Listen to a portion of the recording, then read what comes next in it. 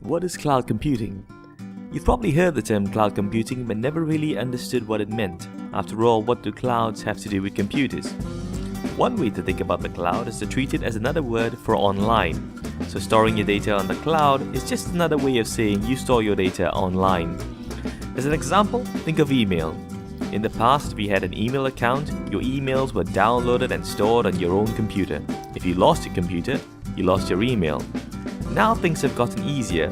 With web-based emails like Gmail or Yahoo Mail, your email sits on their servers and you can access it anywhere you have an internet connection. In other words, your email is on the cloud. So things like Gmail and Yahoo Mail could be thought of as email on the cloud. And it's the same for storing photos. In the past, you stored photos on your computer on your own hard disk, and if you lost your computer, you lost your photos. Now you have Flickr that allows you to store your photos online.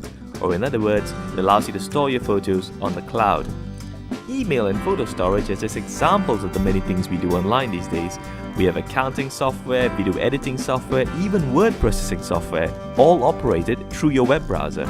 With things like Google Docs and Office 365, we've even moved word processing and Excel spreadsheets online, so you can create, edit, save, and collaborate all your documents on the cloud. The only software you need installed on your own computer would be a web browser, and that's it. Now there are good reasons to do this. First, companies like Flickr, Microsoft, and Google are far better at keeping and archiving data than you. So it's far less likely that you'll lose your photos or documents due to a hard disk crash or a stolen laptop. Secondly, you don't have to worry about updates.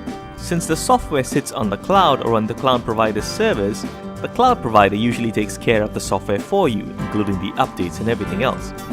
Lastly, its price. Unlike traditional software that you install on your computer, cloud offerings have a different pricing model.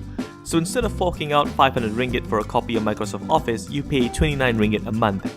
Sure, in the long run this works out to be more, but you can always cancel your cloud subscription after a month or 2 months or 3 months, but you can't cancel a CD that you bought from Microsoft. Plus, the added benefits of being able to view your documents anywhere in the world, on any machine, and not having to worry about updating the software means a lot of people, and especially companies, prefer the cloud computing model. Now, what we described is the simplest form of cloud computing that offers the entire software as a service, or more commonly known as SaaS, which is the predominant type of cloud computing you'll find out there. There is also infrastructure as a service that offers just the machinery involved to host your applications. That's called IaaS, and we'll cover that in a future video. For now, it's just worthwhile to remember that cloud is just another word for online.